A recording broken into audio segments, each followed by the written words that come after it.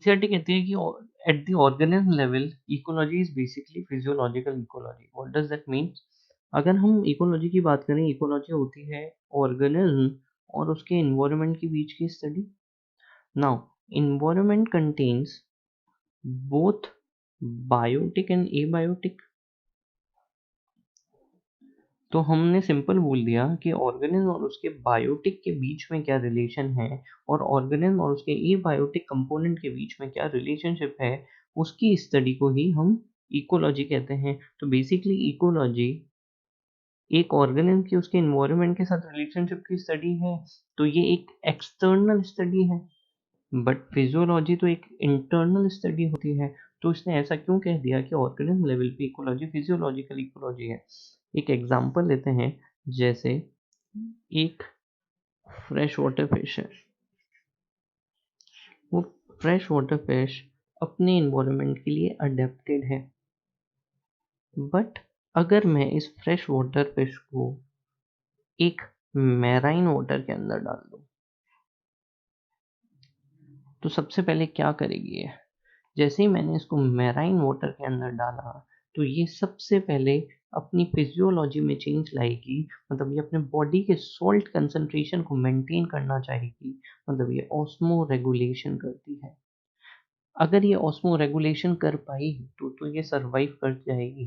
अगर नहीं कर पाई तो ये सरवाइव नहीं करेगी। तो बेसिकली इस टाइम पे यहाँ पे क्या हुआ, इसने यहाँ पे ऑस्मो रेगुलेशन किया, तो मतलब जो सबसे पहला चेंज आया वो उसकी फिजियोलॉजी पे आया है। इसीलिए हमने कहा कि ecology at the organism level is basically physiological ecology. NCERT page number 221, major abiotic factors. Temperature. Temperature is the most ecologically relevant environmental factor. Ecologically relevant means most important abiotic factor.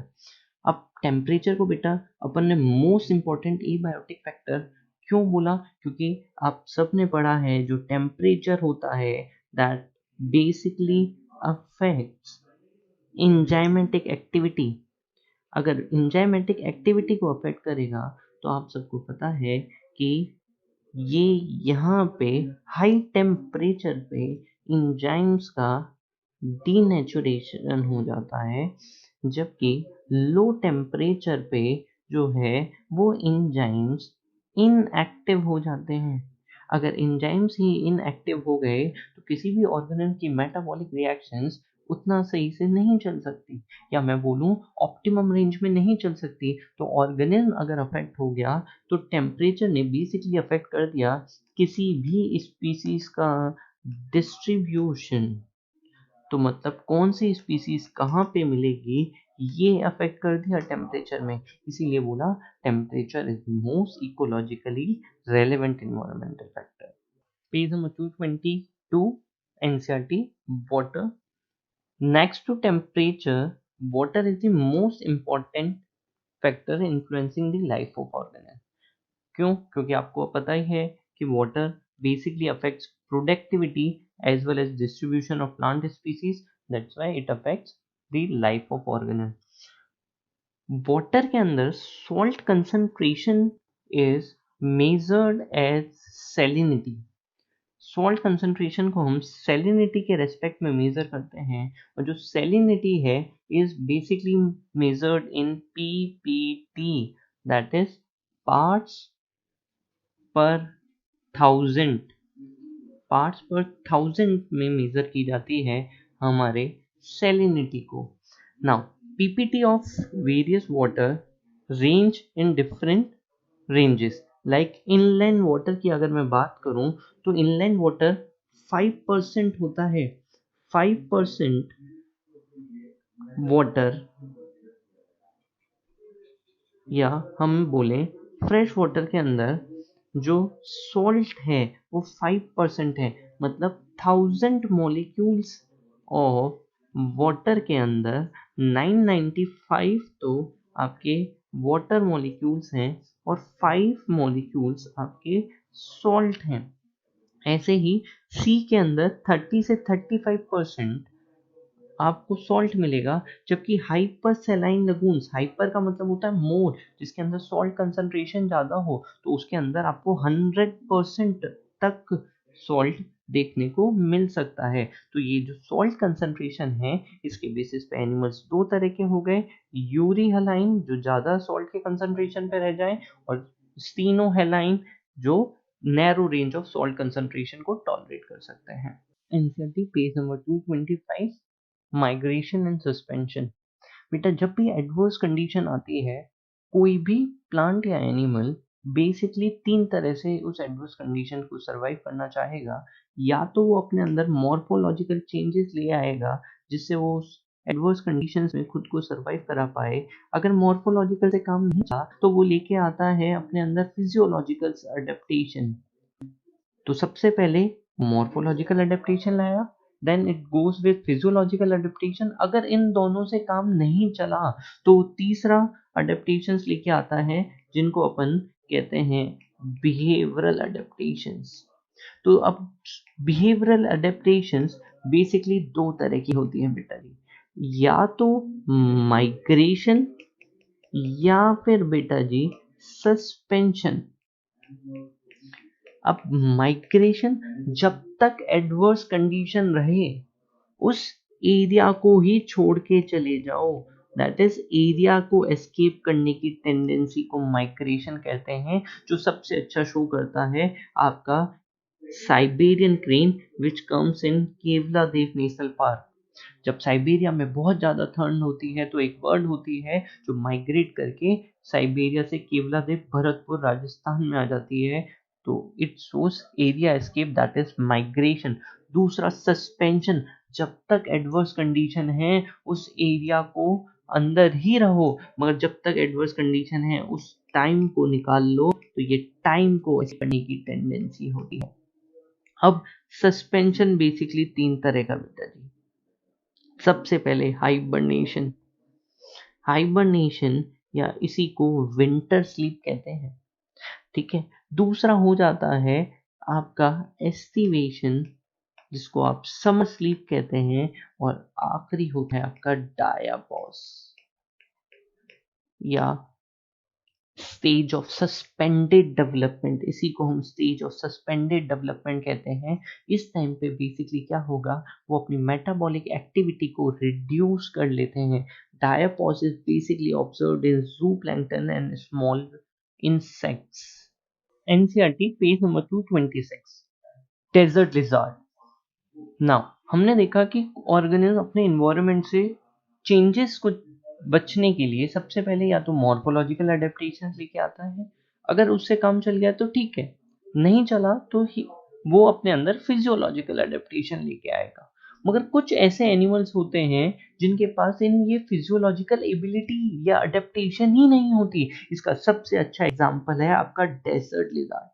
जो desert lizard है, उसके पास physiological ability नहीं है thermo regulation की। तो वो क्या करता है, जब बाहर टेम्परेचर बहुत ज़्यादा हो जाता है, टेम्परेचर बहुत हाई हो जाता है, तो वो अपनी बरोस, डीप बरोस बनाता है, और उन डीप बरोस के अंदर आके छुप जाता है, हाइड कर जाता है। जबकि अगर टेम्परेचर बहुत कम हो गया उसकी बॉडी का, तो वो उस टाइम पे क्या करेगा, वो बाहर आएगा और सन के अंदर वास कर लेगा, जिससे वो सन की हीट से अपने बॉडी के टेम्परेचर को बढ़ा पाए। तो उसके अंदर ना तो मॉर्फोलॉजिकल अडेप्टेशन है, ना फिजियोलॉजिकल अडेप्टेशन है, मगर वो अपने अंदर ये बिहेवियरल चेंजेस ले लाने की वजह से अपनी बॉडी के टेम्परेचर को मेंटेन कर पाता है। एनसीईआरटी पेज नंबर 228, एक क्वेश्चन है पॉपुलेशन डेंसिटी पे। Now what is population density? अगर मैं पॉपुलेशन डेंसिटी की बात करूं बेटा, तो population density equals to total population of a area upon total area. तो पॉपुलेशन जितनी भी एक इंडिविजुअल के सारे इंडिविजुअल हैं, वो अपॉन टोटल एरिया, उसको अपन पॉपुलेशन डेंसिटी कह देते हैं। अब population density can be measured in terms of number. हम नंबर्स काउंट कर लें, किसी भी ऑर्गेनिज्म का टोटल नंबर है एक पॉपुलेशन में, और उसको टोटल एरिया से डिवाइड कर दें, तो हमें उसकी पॉपुलेशन डेंसिटी आ जाएगी। तो एक तो हम पॉपुलेशन डेंसिटी को नंबर के रेस्पेक्ट में मेजर कर सकते हैं, बट कुछ केसेस में नंबर मेजर करना पॉसिबल नहीं है। जैसे एनसीईआरटी ने बोला कि अगर आप बैंनियन ट्री और पार्थेनियम एक ग्रास होती है, आप अगर उसकी पॉपुलेशन डेंसिटी देखेंगे तो आप करेक्ट एस्टिमेट नहीं लगा सकते, क्योंकि बैंनियन ट्री तो एक सिंगल होता है और बहुत बड़ा एरिया कवर करता है, उसकी कैनोपी बहुत बड़ी हो जाती है, जबकि पार्थेनियम तो ग्रास है तो नंबर में तो वो ज्यादा होंगे। तो उस टाइम पे आप क्या करेंगे, आप उस टाइम पे जब ट्री और ग्रास का कंपैरिजन हो जाए तो उस टाइम पे आपको देखना है, ट्री का नंबर नहीं देखना, आप नंबर नहीं देखेंगे, आप उस केस में देखेंगे इन दोनों का बायोमास। तो population density can be calculated या measured in terms of number as well as biomass, या हम इसको देख सकते हैं परसेंटेज कवर में कि वो कितना परसेंटेज एरिया कवर कर रहे हैं, हम उस रेस्पेक्ट में भी देख सकते हैं। तो पॉपुलेशन डेंसिटी को हम दो तरीके से देख सकते हैं, बेसिकली नंबर में और बायोमास में या परसेंटेज कवर में। इसीलिए आपको एक क्वेश्चन भी दे रखा है कि if you have a dense laboratory culture of bacteria, what is the best measure to report its density? तो answer goes percentage cover or biomass. Page number 229 NCERT. NCERT ने बात करी है ग्रोथ मॉडल्स की। एनसीईआरटी ने basically दो growth models की बात करी। सबसे पहले एक्सपोनेंशियल ग्रोथ। उन्होंने बोला जब रिसोर्सेस अनलिमिटेड हो जाएंगे, जब किसी हैबिटाट में रिसोर्सेज अनलिमिटेड हो जाएंगे तो कोई भी स्पीसीज की पॉपुलेशन जो है वो एक्सपोनेंशियल ग्रोथ शो करेगी। मतलब जो आपको कर्व है वो जे शेप कर्व मिलेगा। अगर मैं जे शेप कर्व की बात करूं तो बेसिकली जो जे शेप कर्व है वो कुछ ऐसा होगा। मतलब जो पॉपुलेशन है वो एक्सपोनेंशियल टर्म्स में ग्रोथ कर रही है और उस एक्सपोनेंशियल टर्म्स वाली ग्रोथ शेप कर्व को ही हम जे शेप कर्व कहते हैं। तो जो बेसिकली जे शेप कर्व है वो विद रिस्पेक्ट टू टाइम अगर हम ग्रोथ करें, मेजर करें, तो उसमें तीन फेजेस होंगे। सबसे पहले होगा लैग फेज, जिस टाइम पे पॉपुलेशन धीरे धीरे ग्रो करती है। फिर जब वो अपने इन्वायरमेंट के लिए मैक्सिमम अडेप्टेड हो जाती है, देन उस टाइम पे वो एक्सपोनेंशियल ग्रोथ करेगी और उस फेज को ही आप कहते हैं लॉग फेज या एक्सपोनेंशियल ग्रोथ फेज। इस टाइम पे पॉपुलेशन अपने मैक्सिमम पे जाएगी, मतलब वो एक्सपोनेंशियल टर्म्स में ग्रोथ कर रही है, कुछ ऐसे जैसे 2 से 4, 4 से 8, 8 टू 16, 16 टू 32, मतलब एक्सपोनेंशियल टर्म्स में ग्रोथ कर रही है। फिर आफ्टर अटेनिंग लॉग, अब क्या होगा जब रिसोर्सेस कम होने लगेंगे, दिस कर्व विल डिक्लाइन, और जो तीसरा फेस है वो आ जाता है, that is your crash face. तो मतलब जे शेप कर्व में आपको तीन फेसेस देखने को मिलते हैं, lag, log and crash face. Page number 230 NCERT. हमने बोला सबसे पहले अगर रिसोर्सेज लिमिट अनलिमिटेड होंगे तो आपको जे शेप कर्व मिलेगा, जबकि जब रिसोर्सेज लिमिटेड होंगे तो आपको लॉजिस्टिक ग्रोथ कर्व मिलेगा, या इसी ग्रोथ कर्व को हमने कहा सिग्मोइड ग्रोथ कर्व। तो बेसिकली जो आपको ग्रोथ कर्व मिलने वाला है मोस्ट ऑफ द पॉपुलेशन के लिए, आप उसको सिग्मोइड ग्रोथ कर्व या लॉजिस्टिक ग्रोथ कहेंगे। तो मैक्सिमम या मोस्ट ऑफ द स्पीसीज के लिए जो ग्रोथ कर्व मिलता है वो आपका होता है सिग्मोइड ग्रोथ कर्व। अगर मैं सिग्मोइड ग्रोथ कर्व की बात करूं तो सिग्मोइड ग्रोथ कर्व बेसिकली कुछ ऐसा होगा। सिग्मोइड ग्रोथ कर्व के अंदर फॉलोइंग फेजेस आपको देखने को मिलेंगे। सबसे पहले पॉपुलेशन जब धीरे धीरे ग्रोथ करती है, that is called as your lag phase. Then start होता है आपका लॉग फेज, और लॉग फेज में सबसे पहला फेज, लॉग फेज का भी सबसे पहला फेज होता है, that is called as your positive acceleration phase. इसी को आप पॉजिटिव एक्सेलरेशन फेज कहेंगे। क्यों कहा? क्योंकि यहाँ पे पॉपुलेशन पॉजिटिव ग्रोथ शो करने लगी है, मतलब पॉपुलेशन ग्रोथ होने लगी है। नाउ अब पॉपुलेशन जब फुल्ली अडेप्टेड स्पीसीज जब फुल्ली अडेप्टेड हो जाएगी अपने एरिया के लिए, तब वो एक्सपोनेंशियल ग्रोथ शो करेगी, that is your lag phase.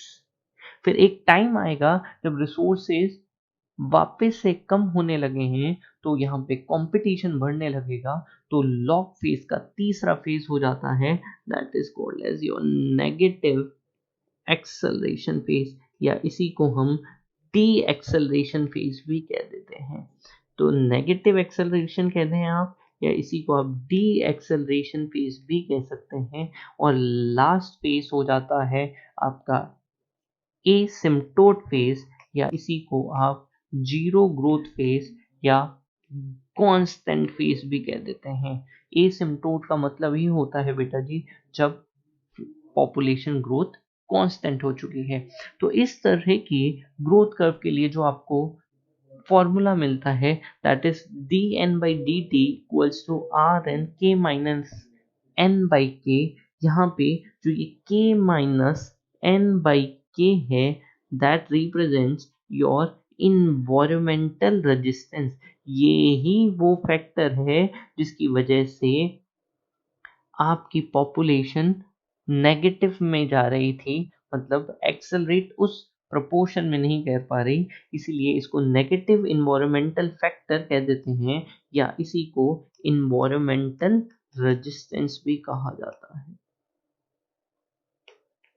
इसी को आपने नेगेटिव इन्वायरमेंटल फैक्टर कह दिया, या इसी को आपने environmental resistance. NCERT page number 233, predation. Predation में एक एनसीईआरटी ने एक बहुत इंपॉर्टेंट लाइन लिखी कि प्रिडेटर्स के लिए लिखा, predators act as conduit for energy transfer. कि प्रिडेटर्स जो हैं वो कंडुइट ऑफ एनर्जी ट्रांसफर की जैसे एक्ट करते हैं। इसका मतलब क्या है बेटा, अपन वो देखते हैं। अपन ने बोला था एनर्जी का अल्टीमेट सोर्स इकोसिस्टम में सन है।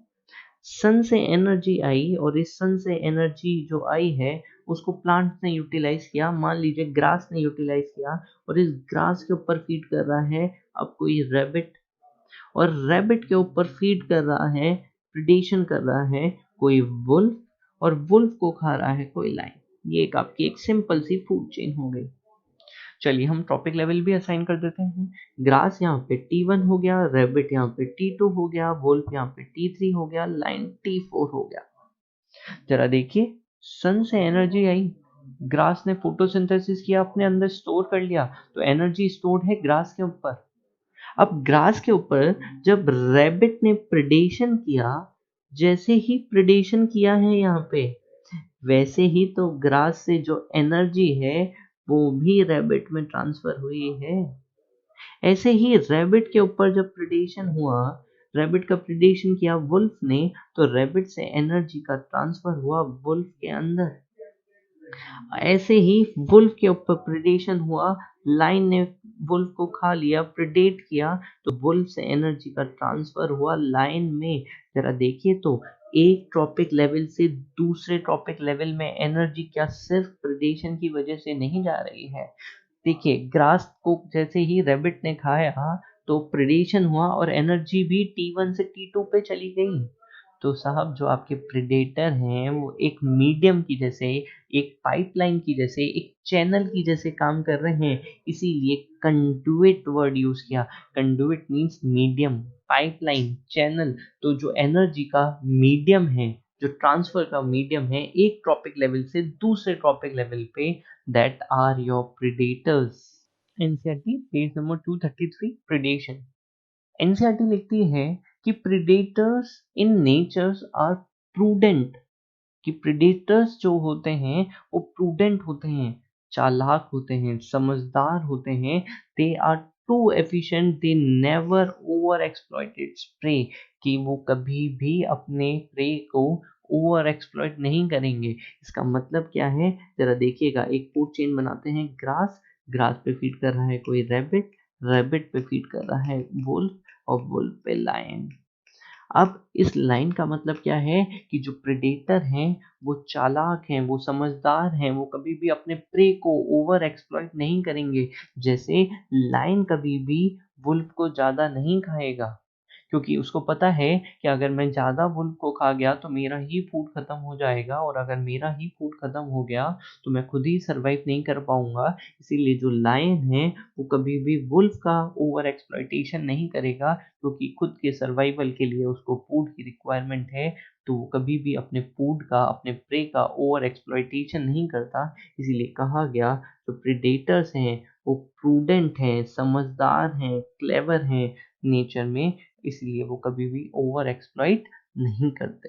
NCERT page number 233 predation. हमने बोला, एनसीईआरटी लिखती है कि पेज नंबर 233 पे कि प्रीडेटर्स या बायोलॉजिकल कंट्रोल मेथड्स जो होते हैं वो बेस्ड होते हैं प्रिडेशन पे। इसका मतलब क्या है हम वो देखते हैं बेटा जी, कि जो भी बायोलॉजिकल कंट्रोल मेथड क्या होता है, जब आपने एक स्पीसीज को इंट्रोड्यूस कराया जिससे जो दूसरी स्पीसीज है उसको कंट्रोल किया जा सके, उसको ही आप बायोलॉजिकल कंट्रोल मेथड कहते हैं। मान लीजिए किसी एग्रीकल्चर फील्ड के अंदर प्रोडक्टिविटी कम होती जा रही है क्योंकि वहां पे स्मॉल बर्ड्स का नंबर बढ़ता जा रहा है, जिससे वो फीडिंग ज़्यादा कर रही हैं, जिससे प्रोडक्टिविटी कम हो रहा है। तो अगर आपको स्मॉल बर्ड्स को कंट्रोल करना है तो आप वहाँ पे हॉक को इंट्रोड्यूस करा दो। हॉक जो है वो स्मॉल बर्ड्स के ऊपर प्रिडेशन कर लेगी, और अगर प्रिडेशन कर लेगी तो स्मॉल बर्ड्स का नंबर को कंट्रोल कर लेगी। इसका सबसे अच्छा एग्जाम्पल देखने को मिलता है हमें मॉस्किटो लार्वा एनोफिलीज के केस में। आपको पता है मॉस्किटो के लार्वा को कंट्रोल करने के लिए, या मैं सीधा बोलूं एनोफिलीज के लार्वा को कंट्रोल करने के लिए हम इंट्रोड्यूस कराते हैं गैम्बूसिया फिश। और जो ये गैम्बूसिया फिश है ये एनोफिलीज के लार्वा के ऊपर प्रिडेशन करती है, और जैसे ही प्रिडेशन करेगी यहाँ पे इसकी लार्वा का नंबर कम होता चला जाएगा। मतलब आपने एनोफिलीज को कंट्रोल कर लिया, तो मतलब एक स्पीसीज को आपने इंट्रोड्यूस कराया जिससे दूसरी स्पीसीज को कंट्रोल किया जा सके, उसी को आप बायोलॉजिकल कंट्रोल मेथड्स कहते हैं। और ये बायोलॉजिकल कंट्रोल मेथड्स जो हैं वो बेस्ड होते हैं आपके प्रिडेशन पे। Page number 234 NCERT competition. Now, Gauss competition exclusion principle states that two closely related species competing for the same resources cannot coexist indefinitely, and competitively inferior one will be eliminated eventually. अगर बेटा जी resources limited हैं, अगर resources limited हैं तो उस case में क्या होगा बेटा, उस केस में आपको देखने को मिलेगा कि जो सुपीरियर स्पीसीज हैं वो सुपीरियर स्पीसीज इंफीरियर स्पीसीज को या तो बेटा इंफीरियर स्पीसीज को एक्सटिंक्ट करा सकती है या फिर रिमूवल करा सकती है। और इसके दोनों ही एग्जाम्पल एनसीईआरटी ने आपको दे दिए। एक्सटिंक्शन का एग्जाम्पल दिया आपको एबिंगडन टॉर्टोइस का। जब गोट को इंट्रोड्यूस करा दिया गया गैलापागोस आइलैंड पे तो एबिंगडन टॉर्टोइस एक्सटिंक्ट हो गया। वहां पे इंफीरियर स्पीसीज आपका एबिंगडन टॉर्टोइस था क्योंकि गोट की ग्रेजिंग कैपेसिटी ज्यादा थी। जबकि रिमूवल का एग्जाम्पल दिया उन्होंने बैलेनस का। कॉर्नल्स एलिगेंट फील्ड एक्सपेरिमेंट वो एग्जाम्पल प्रोवाइड करता है रिमूवल का। तो यहाँ पे आपको दोनों के एग्जाम्पल मिल गए, एक्सक्लूजन के, एक्सटिंक्शन का भी मिला और रिमूवल का भी मिला। NCERT page number 235 parasitic. Many parasites have evolved to be host specific. They can parasite only a single species of host in such a way that both host and parasites tend to co-evolve. अब इन्होंने क्या बोला, ये basically lines बोली गई हैं endo parasite के respect में। अगर बात की जाए कि ज़्यादातर पैरासाइट होस्ट स्पेसिफिक हैं, जैसे आप सब ने प्लाज्मोडियम के बारे में पढ़ा ही है कि जो प्लाज्मोडियम है it require both Anopheles and human. उसको एनोफ्लीज और ह्यूमन दोनों की रिक्वायरमेंट है अपनी लाइफ साइकिल को पूरा करने के लिए, तो वो होस्ट स्पेसिफिक हो चुके हैं। दूसरा उसने लिखा कि पैरासाइट्स टेंड्स टू को इवॉल्व विद देयर होस्ट। इसका मतलब क्या है बेटा कि जैसे पैरासाइट है उसको अपने एंडो पैरासाइट जो है उसको अपने होस्ट के अंदर रहने के लिए वो अपने अंदर अडेप्टेशंस ले आया है। जैसे होस्ट के अंदर पता है आपको कि बहुत एक्सट्रीम इन्वायरमेंट के अंदर वो प्रेजेंट है। जैसे कुछ पैरासाइट इंटेस्टाइन्स के अंदर प्रेजेंट होते हैं तो वहाँ तो HCl वगैरह सीक्रेटेड है, तो उस HCl से बचने के लिए जो एंडो पैरासाइट्स हैं वो अपने अंदर क्यूटिकल का फॉर्मेशन कर चुके हैं, तो उनके अंदर क्यूटिकल प्रेजेंट हो गई है। दूसरा, उनको अटैच होना है तो उनके पास हुक्स एंड सकर्स प्रेजेंट हो गए हैं। हुक्स और सकर्स प्रेजेंट हो गए जिससे वो पैरासाइट उसकी बॉडी के साथ अटैच कर पाए। तीसरा, उसने अपने अंदर क्या कर लिया है, उसे बना बनाया फूड मिल रहा है तो उसने लॉस ऑफ डाइजेस्टिव सिस्टम कर लिया है।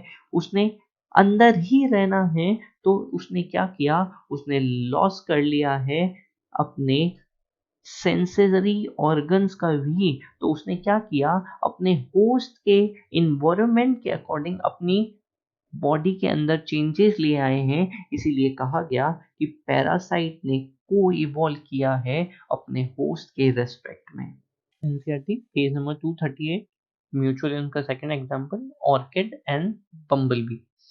नाउ ऑर्किड शो अ bewildering मतलब अमेजिंग या एस्टोनिशिंग डाइवर्सिटी। मतलब जो ऑफरस होता है, मेडिटेरियन ऑर्किड का एक स्पीसीज होती है ऑफरस।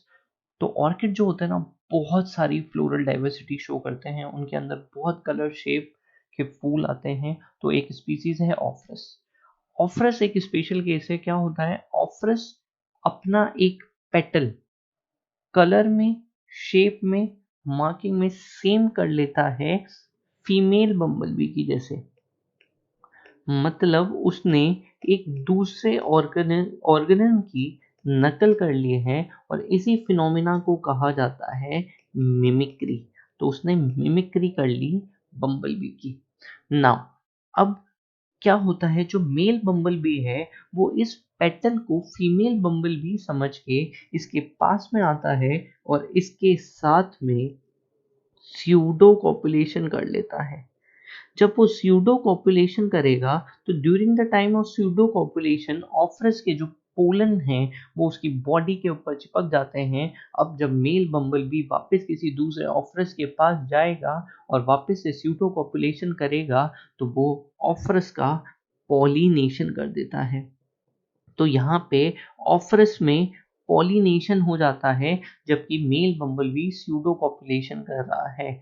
यहाँ पे ऑफरस का तो डेफिनेटली फायदा हो गया, मगर मेल बम्बलबी को यहाँ पे धोखा मिल गया। इसीलिए इसको कहा गया sexual deceit. Different types of ecosystem जो नेचर में एग्जिस्ट करते हैं उनों के लिए जो यूनिवर्सल सोर्स ऑफ एनर्जी है, अनलिमिटेड सोर्स ऑफ एनर्जी है, उसमें हम सन को कंसीडर करते हैं। बट क्या नेचर में हर जगह पर सोलर रेडिएशन अवेलेबल हैं? क्या नेचर में हर प्लेस तक लाइट अप्रोचेबल है? नहीं। तो आपकी एनसीईआरटी में एनर्जी फ्लो में जो पैराग्राफ दिया हुआ है उसको आपको ध्यान से समझना है। पैराग्राफ में लिखा हुआ है, except for the deep sea hydrothermal ecosystem sun is the only source of energy for all ecosystem on earth. तो अब क्वेश्चन यहां पर यह आता है कि डीप सी हाइड्रोथर्मल इकोसिस्टम में सोर्स ऑफ एनर्जी हम किसको कंसीडर करेंगे? जो डीप सी हाइड्रोथर्मल इकोसिस्टम है उसमें बॉटम ऑफ ओशियन से हाइड्रोथर्मल वेंट्स रिलीज होते हैं, यानी कि गर्म पानी के झरने रिलीज होते हैं। और जो हाइड्रोथर्मल वेंट्स होते हैं उनका temperature more than 100 degree centigrade होता है। जो more than 100 degree centigrade temperature के हाइड्रोथर्मल वेंट्स हैं वो सल्फर रिच होते हैं।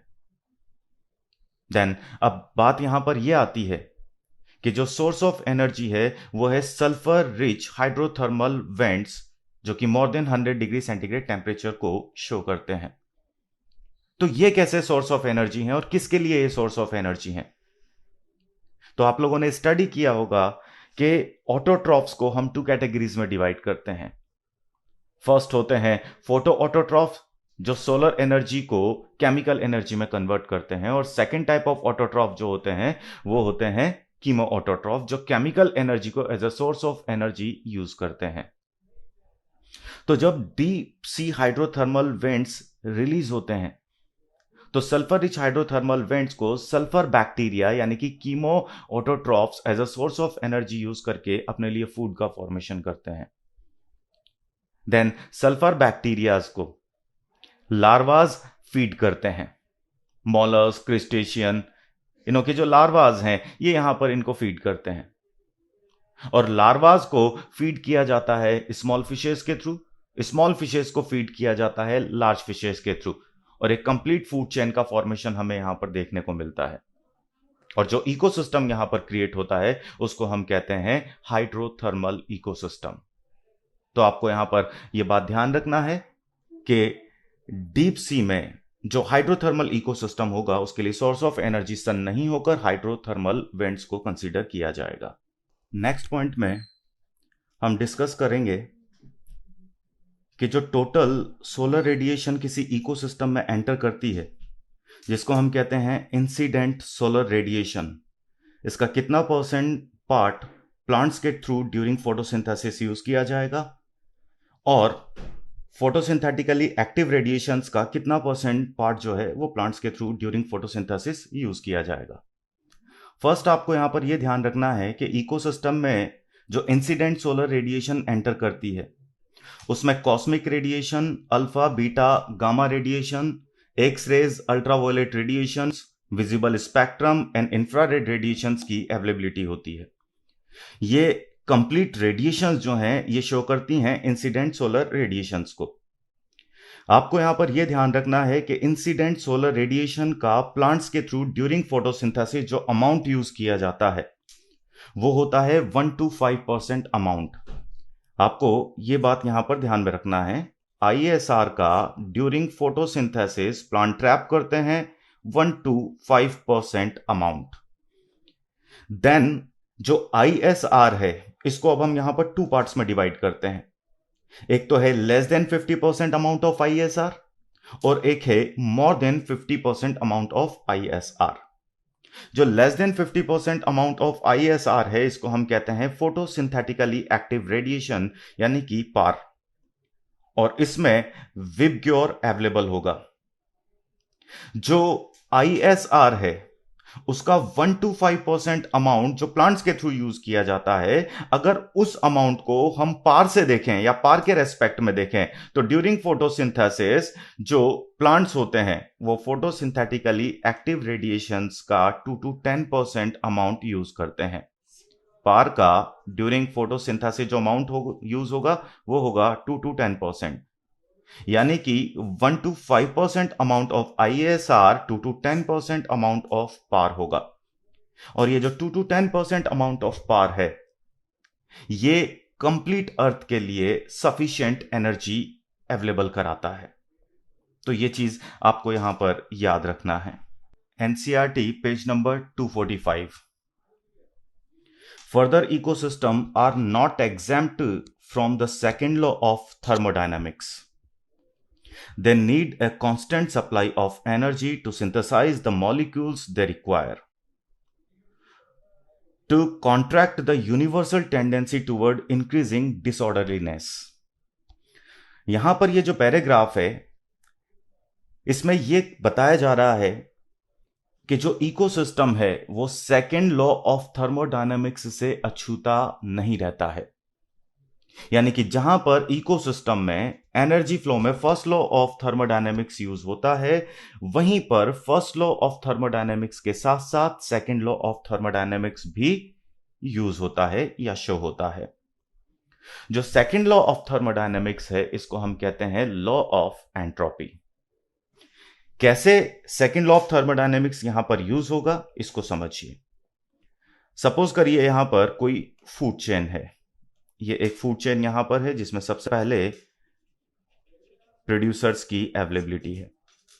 आफ्टर प्रोड्यूसर्स हर्बीवोर यानी कि प्राइमरी कंज्यूमर, देन उसके बाद यहां पर प्राइमरी कार्निवोर यानी secondary consumer, and after primary carnivore top carnivore की अवेलेबिलिटी है। ये है T1 ट्रॉफिक लेवल, ये T2 ट्रॉफिक लेवल, ये T3 ट्रॉफिक लेवल एंड ये T4 ट्रॉफिक लेवल। जब इकोसिस्टम में सोलर रेडिएशन एंटर करेगी तो सबसे पहले एनर्जी सोलर एनर्जी की फॉर्म में एंटर करेगी। सोलर एनर्जी हीट की फॉर्म में आ रही है। जो प्लांट्स हैं वो सोलर एनर्जी को ट्रैप करेंगे, ड्यूरिंग फोटोसिंथेसिस इसे केमिकल एनर्जी में कन्वर्ट करेंगे। ये जो प्लांट ने केमिकल एनर्जी प्रोड्यूस की है ये अवेलेबल एनर्जी है फॉर प्राइमरी कंज्यूमर यानी कि हर्बीवोर। तो ये फूड की फॉर्म में one trophic level to another trophic level transfer होगी। ऑर्गेनिज्म केमिकल एनर्जी को अपने बायोमास के साथ कंजर्व करेगा। ठीक है, देन इसके बाद जो प्राइमरी कंज्यूमर है यानी हर्बीवोर है, ये मेटाबॉलिक एक्टिविटीज को शो करेगा। और जब ये मेटाबॉलिक एक्टिविटीज को शो करेगा तो केमिकल एनर्जी काइनेटिक एनर्जी में कन्वर्ट होगी।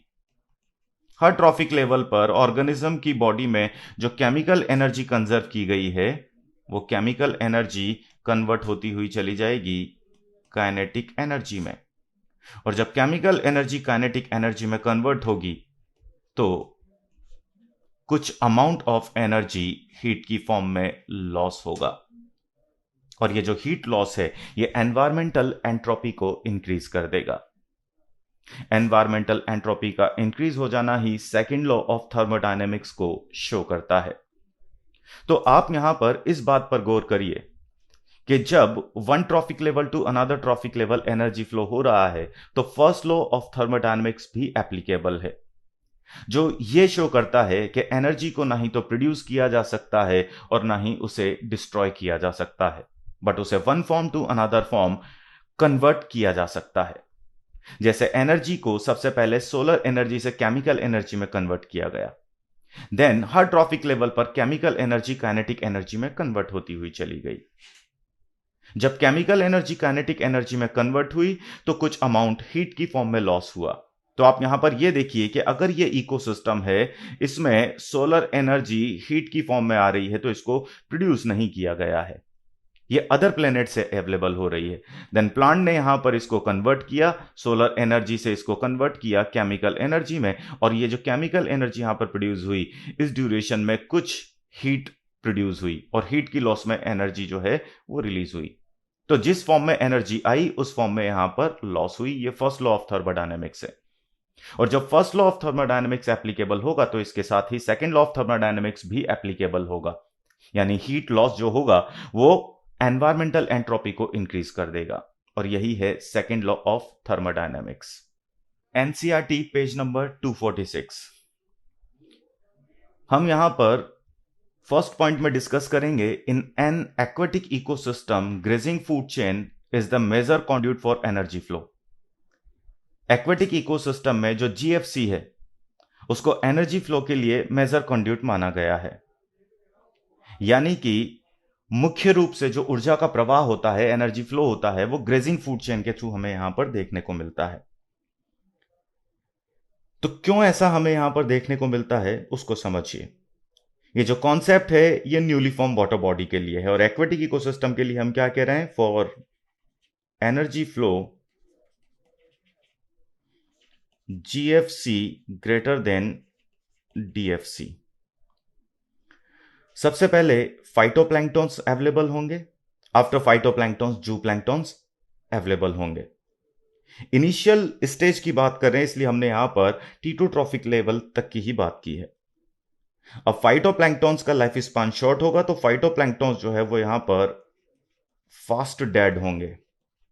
लेकिन आप यहां पर यह भी देखिए कि अगर फाइटोप्लैंक्टन्स का लाइफ स्पान शॉर्ट है तो एग्जिस्टेंस को मेंटेन रखने के लिए उन्हें अपना रिप्रोडक्टिव पोटेंशियल ज्यादा शो करना होगा।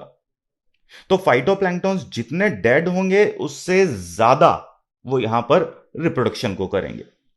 तो इस कंडीशन में जो एक्वेटिक इकोसिस्टम है उसमें लिविंग ऑर्गेनिक मैटर का अमाउंट तो होगा ज्यादा और डेड ऑर्गेनिक मैटर का जो अमाउंट होगा वो होगा कम।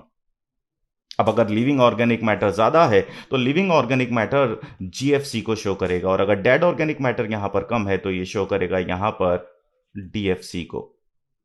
कौन ज्यादा एनर्जी फ्लो करेगा?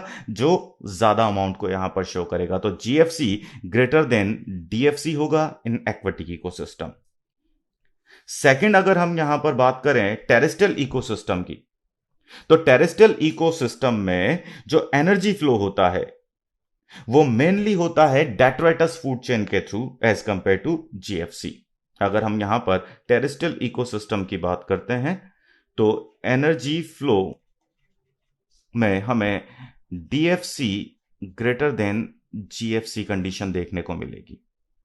अब टेरेस्ट्रियल इकोसिस्टम यानी अगर हम फॉरेस्ट इकोसिस्टम की बात करें तो फॉरेस्ट इकोसिस्टम का फॉर्मेशन होता है सक्सेशन प्रोसेस से। सक्सेशन एक टाइम कंज्यूमिंग प्रोसेस है।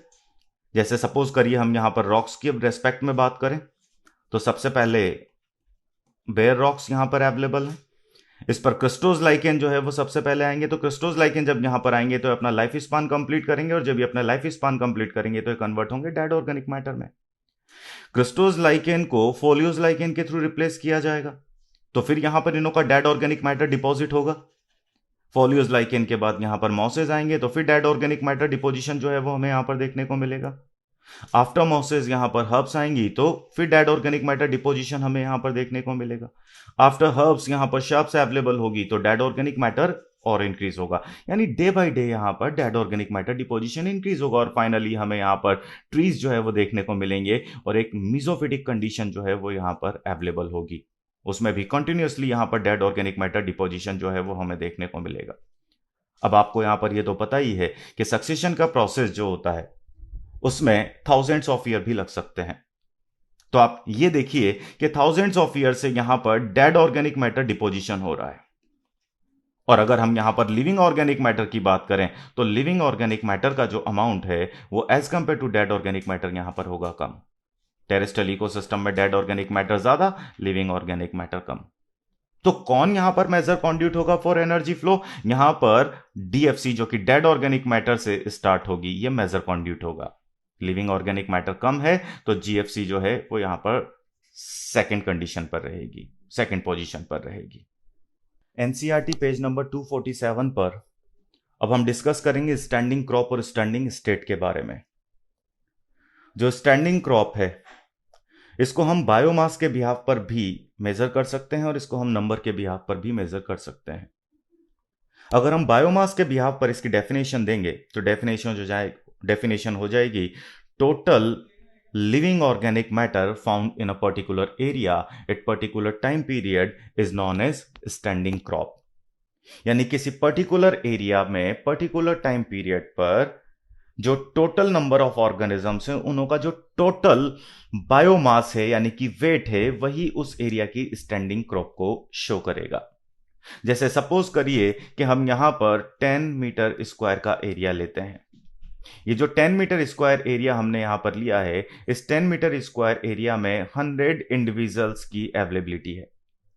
तो 100 इंडिविजुअल्स जो 10 मीटर स्क्वायर एरिया में अपनी अवेलेबिलिटी को शो कर रहे हैं, इनों का जो बायोमास होगा वही बायोमास यहां पर शो करेगा स्टैंडिंग क्रॉप को। देन इसके बाद जो सेकंड डेफिनेशन हम यहां पर स्टैंडिंग क्रॉप की देंगे वो नंबर के बिहाफ पर देंगे।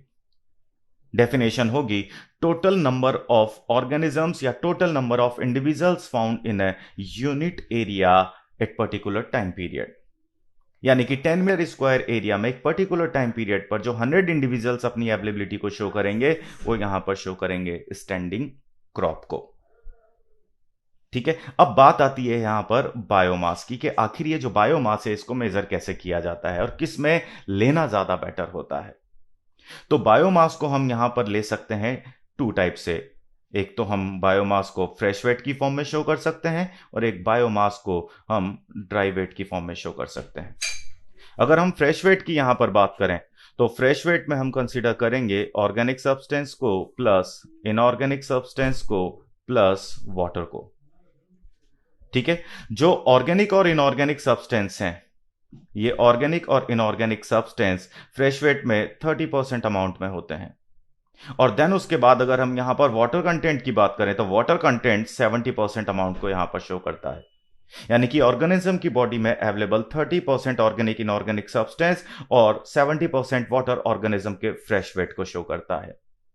लेकिन वाटर अवेलेबिलिटी की वजह से जो फ्रेश वेट है वो वेरिएबल होता है, उसमें सीजन टू सीजन वेरिएशन हमें देखने को मिलता है।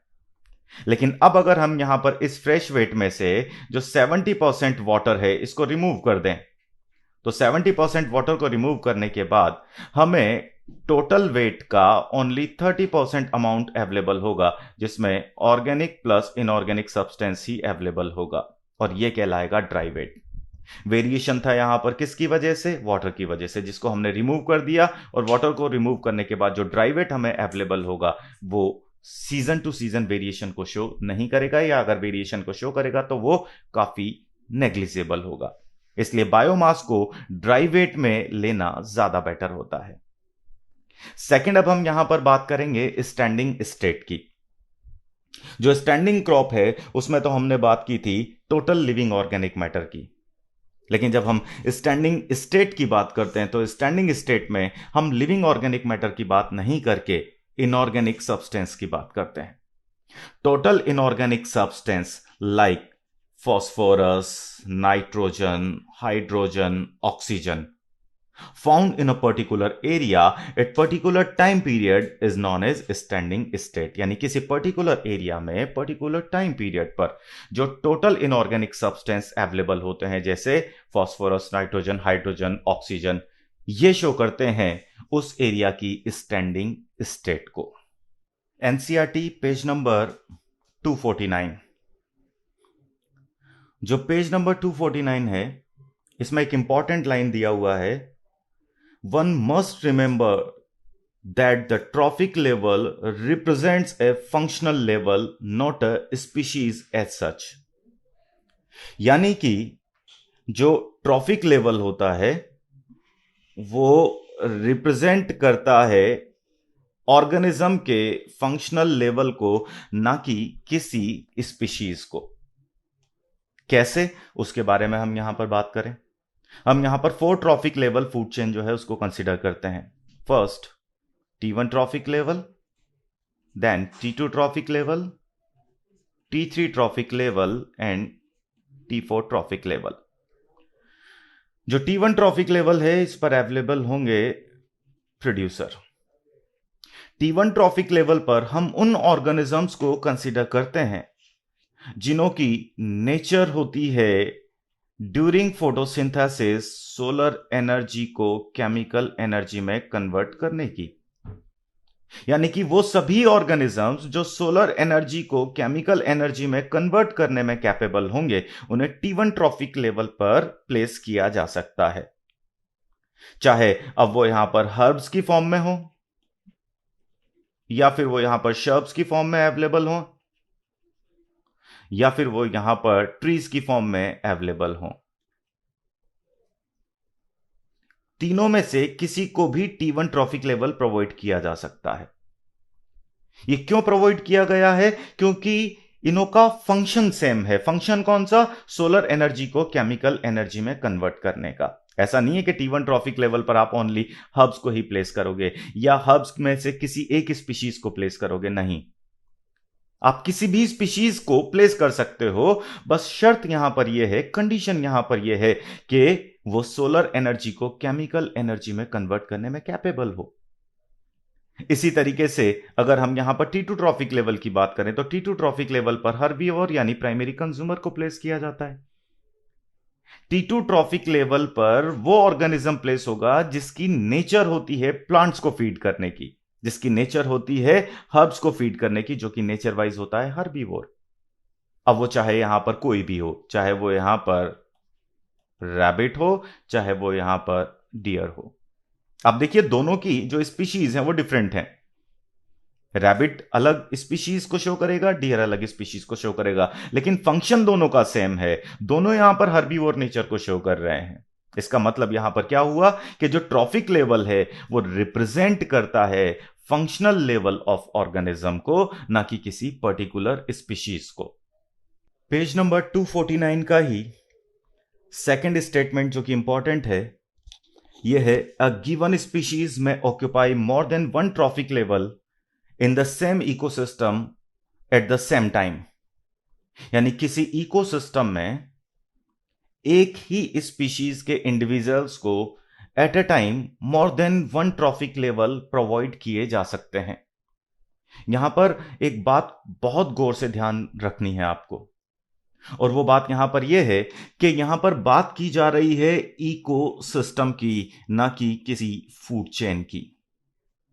हम किसी एक इकोसिस्टम में एक सिंगल स्पीशीज के इंडिविजुअल को at a time more than one trophic level available करा सकते हैं। कारण है, रीजन है कि डिफरेंट फूड चेन उस इकोसिस्टम में अपनी अवेलेबिलिटी को शो करेगी। जैसे सपोज करिए ये कोई इकोसिस्टम है और इसमें यहां पर डिफरेंट डिफरेंट फूड चेन जो है वो मैं शो कर रहा हूं। फर्स्ट फूड चेन में हम सबसे पहले मान लेते हैं कैरेट प्लांट्स जो है वो लगे हुए हैं। इस कैरेट प्लांट को यहां पर कौन फीड कर सकता है? मैन। क्यों? क्योंकि मैन जो है वो हर्बीवोर नेचर को भी शो करता है, तो इस कंडीशन में यहां पर ये प्राइमरी कंज्यूमर होगा। सेकेंड फूड चेन को हम यहां पर शो कर रहे हैं, तो सेकेंड फूड चेन में फर्स्ट ट्रॉफिक लेवल हमने प्रोवाइड कर दिया है कैरेट प्लांट को, देन इसके बाद हमने यहां पर प्लेस किया है रैबिट को, और आफ्टर रैबिट हम यहां पर प्लेस कर सकते हैं मैन को, क्योंकि मैन जो है वो कार्निवोर नेचर को भी शो करेगा, वो यहां पर प्राइमरी कार्निवोर यानी सेकेंडरी कंज्यूमर कंसीडर किया जा सकेगा। तो आप यहां पर यह देखिए कि जो कंप्लीट इकोसिस्टम है, ये जो कंप्लीट इकोसिस्टम हमने यहां पर आपको शो किया है, इस इकोसिस्टम में फर्स्ट फूड चेन में मैन T2 ट्रॉफिक लेवल पर अपनी अवेलेबिलिटी को शो कर रहा है, और सेकंड फूड चेन जो है उसमें मैन T3 ट्रॉफिक लेवल पर अपनी अवेलेबिलिटी को शो कर रहा है। यानी इकोसिस्टम में एक पर्टिकुलर टाइम पर वो more than one trophic level को ऑक्यूपाई कर रहा है। लेकिन यहां पर आपको यह बात ध्यान रखना है कि किसी सिंगल फूड चेन के लिए यह कॉन्सेप्ट सही नहीं होगा। यानी अगर हम यहां पर यह कहना चाहें कि पर्टिकुलर फूड चेन में at a time different trophic level पर हम मेन को प्लेस कर सकें या एक सिंगल स्पीशीज के इंडिविजुअल्स को प्लेस कर सकें, तो ये पॉसिबल नहीं है। यानी कि ऐसा आप नहीं कर सकते कि T1 ट्रॉफिक लेवल पर तो कैरेट अवेलेबल है, देन इसके बाद मेन हर्बीवोर और कार्निवोर दोनों नेचर को शो करता है, तो हम T2 ट्रॉफिक लेवल पर भी मेन को प्लेस कर दें, और उसके बाद यहां पर as a carnivore T3 trophic level पर भी मेन को प्लेस कर दें। यह पॉसिबल नहीं होगा। तो इस बात को आपको ध्यान में देना है, यहीं पर हम कंफ्यूज होते हैं। Page number 249, can you work out how many trophic level human beings function it in a food chain. यानी कि अगर हम यहां पर फूड चेन की बात करें तो ह्यूमन बींग को कितने ट्रॉफिक लेवल प्रोवाइड करवाए जा सकते हैं। तो आप यहां पर यह देखिए कि अगर हम ह्यूमन की बात करते हैं, यानी कि अगर हम मैन की बात करते हैं, तो मैन शो करता है ओमनिवोर नेचर को। यानी कि मैन जो है वो प्लांट्स को भी फीड कर सकता है और मैन एनिमल्स को भी फीड कर सकता है। यानी वो हर्बीवोर नेचर को भी शो करता है और वो यहां पर कार्निवोर नेचर को भी शो करता है। तो यहां पर जो हम फर्स्ट फूड चेन देख रहे हैं, इस फर्स्ट फूड चेन में मैन एज अ हर्बीवोर अपनी अवेलेबिलिटी को शो कर रहा है। सेकेंड फूड चेन की अगर हम यहां पर बात करें तो सेकेंड फूड चेन में मैन जो है वो एज ए प्राइमरी कार्निवोर अपनी अवेलेबिलिटी को शो कर रहा है, और थर्ड फूड चेन को अगर हम यहां पर देखें तो मैन जो है वो एज ए टॉप कार्निवोर अपनी अवेलेबिलिटी को यहां पर शो कर रहा है। तो इसका सीधा सा मतलब यहां पर यह निकल रहा है कि जो फूड चेन है उसमें मैन को हम डिफरेंट डिफरेंट ट्रॉफिक लेवल पर अवेलेबल करवा सकते हैं। यानी हम उसको T2 ट्रॉफिक लेवल पर भी कंसीडर कर सकते हैं, हम उसे T3 ट्रॉफिक लेवल पर भी कंसीडर कर सकते हैं, और उसको हम T4 ट्रॉफिक लेवल पर भी कंसीडर कर सकते हैं। यानी हम उसे more than one trophic level provide करवा सकते हैं। NCERT page number 250। सक्सेशन में एक इंपॉर्टेंट पॉइंट है, actually succession and evolution would have been parallel process at that time। यहां पर आपको यह बात ध्यान रखना है कि जब प्रिमिटिव अर्थ पर सक्सेशन स्टार्ट हुआ था तो ऑन प्रिमिटिव अर्थ सक्सेशन और एवोल्यूशन पैरेलल प्रोसेस था, वो पैरेलल प्रोसेस को शो करता था। बट अगर हम यहां पर करंट टाइम पीरियड की बात करते हैं करंटली अगर हम यहां पर बात करते हैं तो करंटली सक्सेशन और इवोल्यूशन को हम पैरेलल नहीं कह सकते। उसका रीजन है कि सक्सेशन अंडर ऑब्जर्वेशन पीरियड एक स्टॉप प्रोसेस को शो करता है, यानी कि जब सक्सेशन होगा तो हाईली स्टेबल कम्युनिटी जो है वो हमें अवेलेबल होगी क्लाइमेक्स कम्युनिटी की फॉर्म में, और वो ट्रीज की फॉर्म में यहां पर अवेलेबल होगी। और फिलहाल आप यहां पर ये देखो कि फॉरेस्ट कंडीशन जो है उसको अभी फर्दर किसी अदर कम्युनिटी के थ्रू रिप्लेस नहीं किया जा सक रहा है।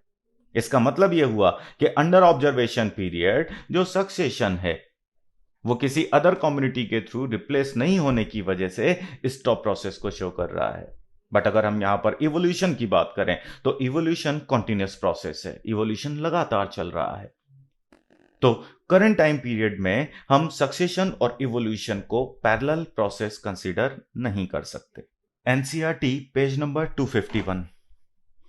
Eight any time during primary और secondary succession, natural or human induced disturbances just like fire, deforestation, etc. can convert a particular serial stage of succession to an earlier stage.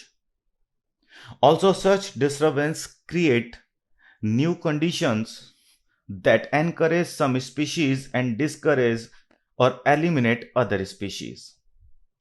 अब ये paragraph यहां पर क्या कहना चाह रहा है कि अगर सक्सेशन के प्रोसेस में, चाहे वो प्राइमरी सक्सेशन हो चाहे वो सेकेंडरी सक्सेशन हो, कोई नेचुरल या ह्यूमन इंड्यूस्ड डिस्टरबेंस क्रिएट हो जाए तो सक्सेशन प्रोसीड नहीं होकर प्रीवियस कंडीशन में शिफ्ट हो जाता है।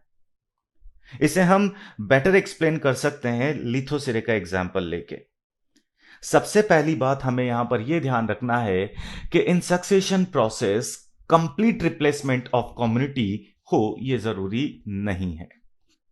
जैसे मान लेते हैं कि यहां पर कोई बैरन लैंड अवेलेबल है, ये जो बैरन लैंड है इस पर रॉक्स अपनी अवेलेबिलिटी को शो कर रही हैं, रॉक्स की अवेलेबिलिटी है। तो रॉक्स पर सबसे पहले यहां पर आएंगे क्रिस्टोज लाइकेन। क्रिस्टोज लाइकेन को रिप्लेस किया जाएगा फोलियोज लाइकेन के थ्रू।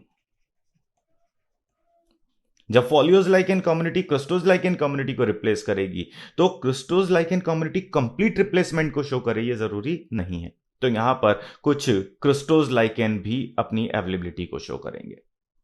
अब होता क्या है कि सक्सेशन के प्रोसेस में जो प्रीवियस कम्युनिटी होती है ये for next community favourable environment को क्रिएट करती है।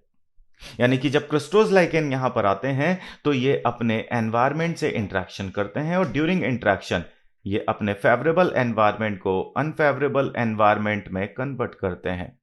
और ये जो अनफेवरेबल एनवायरमेंट क्रिस्टोज लाइकेन ने क्रिएट किया है ये फेवरेबल होता है फॉर नेक्स्ट कम्युनिटी, यानी कि क्रिस्टोज ने फोलियोज के लिए फेवरेबल एनवायरमेंट को क्रिएट किया है।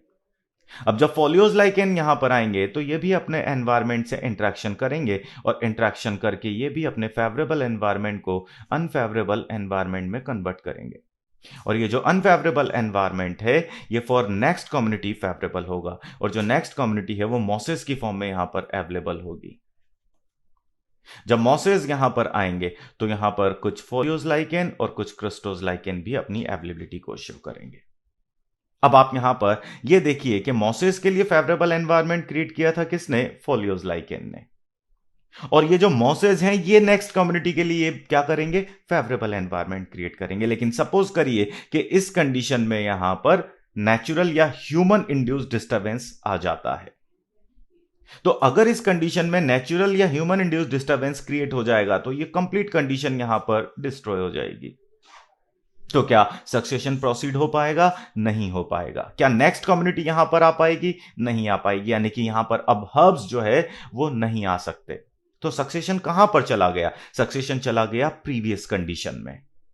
और यही यहां पर ये लाइन कहना चाह रही है, eight any time during primary और सेकेंडरी सक्सेशन, नेचुरल और human induced disturbances just like fire, deforestation, etc. can convert a particular serial stage of succession to early stage। यानी ये जो particular serial stage है इसको ये वापस से early stage में ले जाएगा, यानी कि पहले की कंडीशन में ले जाएगा।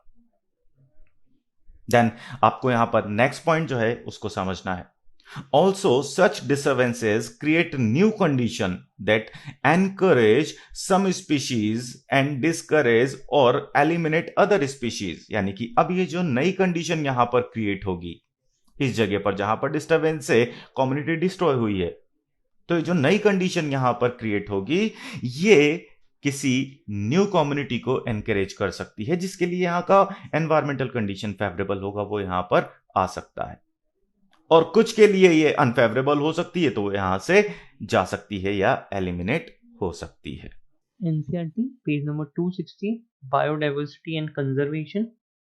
बेटा जो रॉबर्ट मेयर हैं, उन रॉबर्ट मेयर ने एस्टिमेट किया कि जो ग्लोबल स्पीसीज डाइवर्सिटी है दैट स्टैंड्स ऑन 7 मिलियन, मतलब वो जो टोटल स्पीसीज डाइवर्सिटी प्रेजेंट है अर्थ पे, उन्होंने एस्टिमेट किया कि वो 7 मिलियन है, कि टोटल स्पीसीज 7 मिलियन है अर्थ पे। और फिर उन्होंने बोला इस 7 मिलियन में से भी जो स्पीसीज हैं वो मोर देन 70% तो आपके एनिमल हैं, कि मतलब 70% से ज़्यादा तो आपके केवल एनिमल्स हैं। और उन्होंने ये भी बोल दिया कि बाकी के जो बचे हुए हैं वो 22% प्लांट्स हैं। फिर मेरे सामने एस्टिमेट किया कि जो एनिमल्स हैं इनमें भी मैक्सिमम जो हैं वो इंसेक्ट्स हैं, कि इंसेक्ट्स का नंबर एनिमल्स के अंदर सबसे ज़्यादा है। और उन्होंने ये बोला कि out of every 10 animal 10 animal में से 7 आर इंसेक्ट्स, मतलब सबसे ज्यादा दुनिया में एनिमल, और एनिमल्स में भी सबसे ज्यादा कौन, इंसेक्ट्स। जबकि उन्होंने बोला जो 22% प्लांट्स हैं उनमें मैक्सिमम जो है वो एंजियोस्पर्म्स हैं। तो मतलब दुनिया में प्लांट्स में सबसे ज्यादा जो नंबर है वो किसका ज्यादा, वो एंजियोस्पर्म्स का ज्यादा है। NCERT page number 260 biodiversity and conservation. हम बात कर रहे हैं figure number 15.1 invertebrates pie chart की। ये पाई चार्ट रिप्रेजेंट करता है इनवर्टिब्रेट्स की स्पीसीज डाइवर्सिटी का ऑर्डर। तो अगर मैं आपको इसका ऑर्डर बताना चाहूँ तो सबसे ज़्यादा हमने बोला था कि एनिमल्स में सबसे ज़्यादा है insect, out of every 10 animals 7 are insect. तो दुनिया में सबसे ज़्यादा होंगे इंसेक्ट्स। सेकेंड नंबर पे आते हैं पाई चार्ट के अकॉर्डिंग मोलस, थर्ड पे क्रस्टेशियंस एंड फोर्थ पे अदर ग्रुप एनिमल्स। तो ऑर्डर हो गया सबसे ज्यादा हमारे insects, then mollusc, then crustaceans and finally other animal groups. NCERT page number 260 vertebrate pie chart figure number 15.1। ये फिगर रिप्रेजेंट कर रहा है वर्टिब्रेट्स की स्पीसीज डाइवर्सिटी को। अगर हम इसको एनालिसिस करेंगे तो हमें पता चलेगा कि सबसे ज़्यादा वर्टिब्रेट्स में जो स्पीसीज हैं वो हैं फिशेस की। तो फर्स्ट नंबर पे आते हैं आपके फिशेस जिसकी एक स्पीसीज डाइवर्सिटी मैक्सिमम है। उसके बाद नंबर आता है बर्ड्स का, तो सेकंड पे बर्ड्स हो गए। थर्ड पे आपके रेप्टाइल्स आते हैं। फोर्थ पे आपके मैमल्स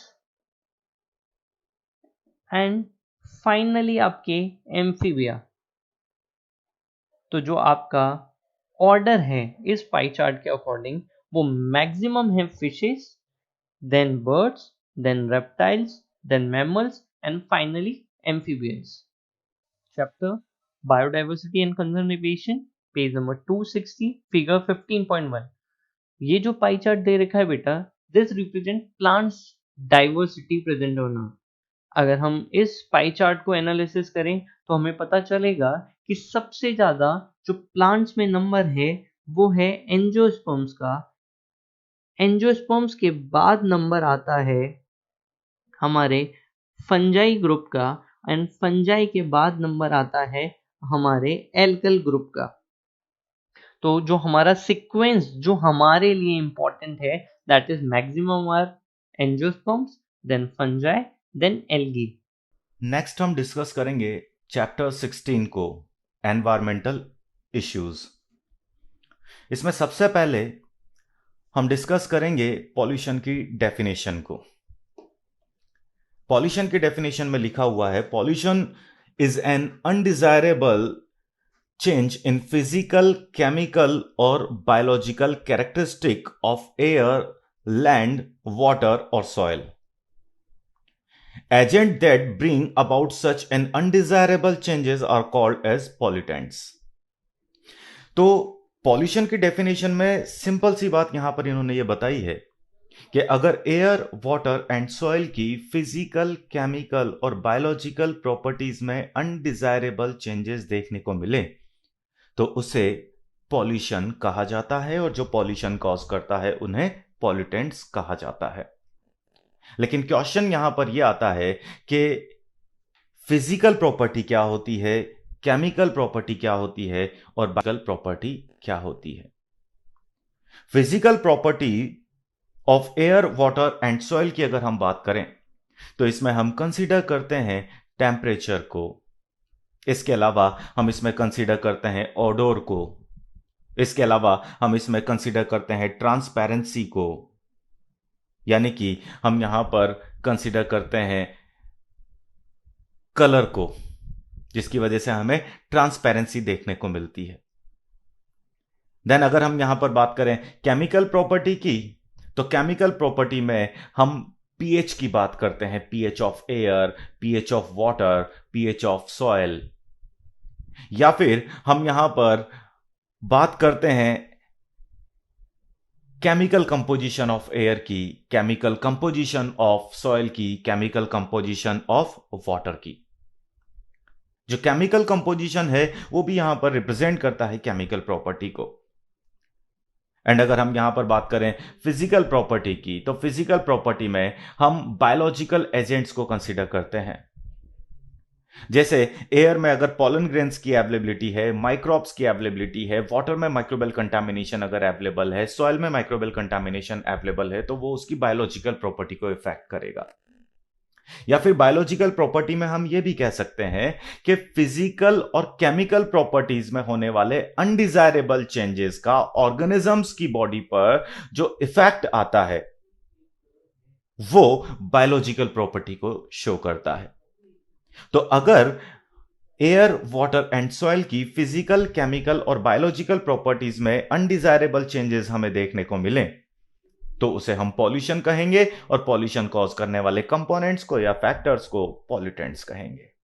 अब हम डिस्कस करेंगे दिल्ली केस स्टडी के कुछ पॉइंट्स को।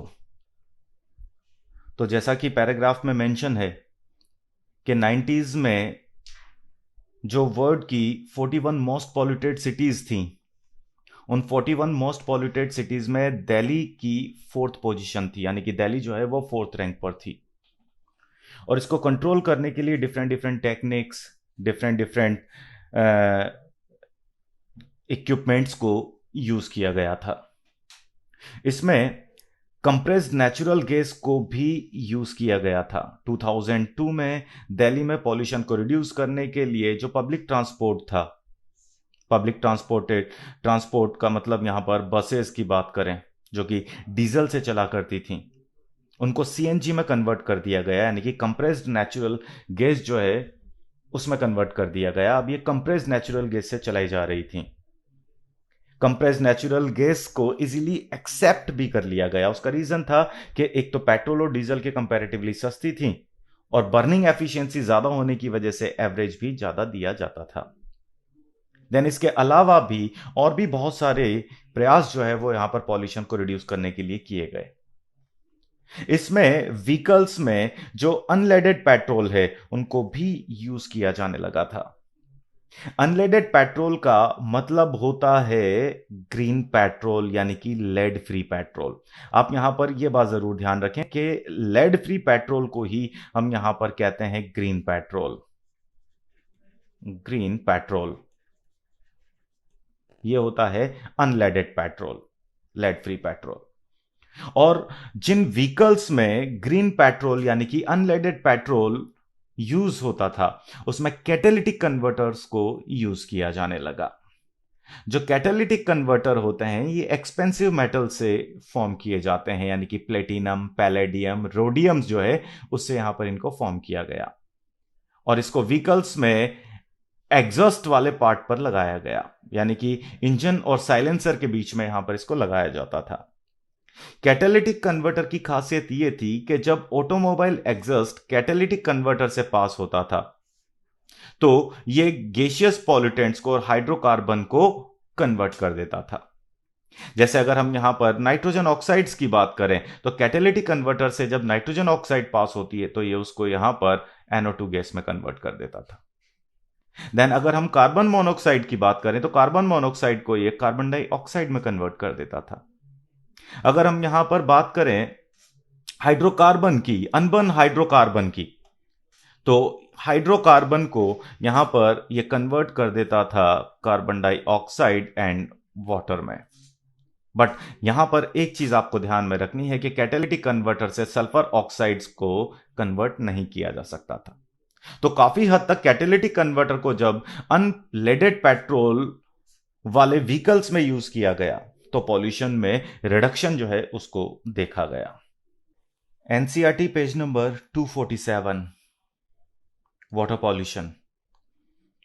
एनसीईआरटी यहां पर लिखती है 0.1% impurities make domestic sewage unfit for human use। अब आप यहां पर यह बात ध्यान रखें कि क्या डोमेस्टिक सिवेज में 0.1% इंप्योरिटी को ऐड करने से डोमेस्टिक सिवेज ह्यूमन यूज के लिए अनफिट हो जाएगा? नहीं, वो ऑलरेडी अनफिट है। यानी कि ये जो यहां पर स्टेटमेंट एनसीईआरटी ने लिखा हुआ है ये डोमेस्टिक सिवेज के रेस्पेक्ट में नहीं लिखा हुआ है, ये लिखा हुआ है वाटर के रेस्पेक्ट में। इसको आपको इस तरीके से ध्यान रखना है कि अगर फ्रेश वाटर में जो कि फिट है फॉर ड्रिंकिंग पर्पस उसमें 0.1% इंप्योरिटी को ऐड कर दिया जाए और वो 0.1% इंप्योरिटी सिवेज की या किसी अदर सब्सटेंस की फॉर्म में हो सकती है, तो उस कंडीशन में जो ड्रिंकिंग वाटर है वो ह्यूमन यूज के लिए अनफिट कंसीडर किया जाएगा। यह आपको यहां पर ध्यान में रखना है, आपको इस पे विशेष ध्यान देना है कि डोमेस्टिक सीवेज 0.1% इंप्योरिटी से ह्यूमन यूज के लिए अनफिट नहीं होता है, वो ऑलरेडी अनफिट है। हां, फ्रेश वाटर 0.1% इंप्योरिटी को ऐड करने से अनफिट हो जाएगा for human use. Water pollution को मेजर किया जाता है डिसॉल्व ऑक्सीजन कंसंट्रेशन के बिहाफ पर। जैसे जैसे वाटर में इंप्योरिटीज ऐड होती हुई चली जाती हैं वैसे वैसे वाटर में डिसॉल्व ऑक्सीजन कंसंट्रेशन रिड्यूस होता हुआ चला जाता है और इंप्योरिटीज जैसे जैसे डिकम्पोज होती हुई चली जाती हैं, यानी कि अगर ऑर्गेनिक बायोडिग्रेडेबल इंप्योरिटीज हैं और वो डिकम्पोज होती हुई चली जाती हैं तो डिसॉल्व ऑक्सीजन कंसंट्रेशन तो रिड्यूस होता है लेकिन बायोलॉजिकल ऑक्सीजन डिमांड इंक्रीज हो जाती है। अब ये बायोलॉजिकल ऑक्सीजन डिमांड या बायोकेमिकल ऑक्सीजन डिमांड क्या होती है इसके बारे में हम यहां पर बात करते हैं। सपोज करिए कि हमने यहां पर किसी पॉल्यूटेड वाटर स्ट्रीम से 1 लीटर वाटर जो है उसको लिया है। ये जो 1 लीटर वाटर हम यहां पर ले रहे हैं इसमें बायोडिग्रेडेबल इंप्योरिटीज जो है वो अवेलेबल है, ऑर्गेनिक बायोडिग्रेडेबल इंप्योरिटीज जो है वो यहां पर अवेलेबल है। ठीक है, जो वाटर हमने यहां पर लिया है वो 1 लीटर बीकर में लिया है, 1 लीटर कैपेसिटी है इस बीकर की और 1 लीटर वाटर हमने यहां पर फिल किया है। ये जो वाटर है इसमें यहां पर डिकम्पोजर्स की अवेलेबिलिटी होगी और देन इसके अलावा ये जो वाटर है इसमें डिसॉल्व ऑक्सीजन की भी अपनी कंसंट्रेशन होगी। ठीक है, आपको यहां पर यह ध्यान रखना है कि 1 लीटर वाटर में अवेलेबल ऑर्गेनिक बायोडिग्रेडेबल इंप्योरिटीज को डिकम्पोज करने के लिए डिकम्पोजर्स को जितनी ऑक्सीजन की रिक्वायरमेंट होगी, ये जो डिकम्पोजर्स हैं ये जितना ऑक्सीजन को यहां पर यूटिलाइज करेंगे ड्यूरिंग डिकम्पोजिशन उसे ही हम कहेंगे बायोकेमिकल ऑक्सीजन डिमांड यानी कि बीओडी। तो इसका मतलब यहां पर यह हुआ कि अगर 1 लीटर वाटर में ऑर्गेनिक बायोडिग्रेडेबल इंप्योरिटी का कंसंट्रेशन ज्यादा होगा तो इस कंडीशन में डिकम्पोजिशन ज्यादा होगा। जितना डिकम्पोजिशन होगा डिसॉल्व ऑक्सीजन उतना यूज होगा, तो डिकम्पोजिशन बढ़ेगा तो डिसॉल्व ऑक्सीजन कंसंट्रेशन कम होगा और डिसॉल्व ऑक्सीजन कंसंट्रेशन अगर कम होगा तो डिकम्पोजर्स की ऑक्सीजन डिमांड बढ़ जाएगी, यानी कि डिकम्पोजिशन के लिए बायोकेमिकल ऑक्सीजन डिमांड बढ़ जाएगी। तो फाइनल कॉन्सेप्ट यहां पर निकल के आ रहा है कि organic biodegradable impurity directly proportional to BOD and BOD inversely proportional to dissolve oxygen. और ये कॉन्सेप्ट जो है ये इस ग्राफ को प्लॉट करने में इंपॉर्टेंट रोल प्ले करेगा। ये जो ग्राफ यहां पर दिया हुआ है ये प्लॉट किया गया है बीओडी और डिसॉल्व ऑक्सीजन के बीच में। ठीक है, एनसीईआरटी का जो डायग्राम है यहां पर यह इंडिकेट कर रहा है कि जब तक वाटर में सीवेज को डिस्चार्ज नहीं किया गया है तब तक वाटर में डिसॉल्व ऑक्सीजन कंसंट्रेशन हाई है। ये डिसॉल्व ऑक्सीजन कंसंट्रेशन जो है वो हाई है और बायोलॉजिकल ऑक्सीजन डिमांड कम है। डिसॉल्व ऑक्सीजन कंसंट्रेशन होगा हाई और बायोलॉजिकल ऑक्सीजन डिमांड होगी यहां पर कम।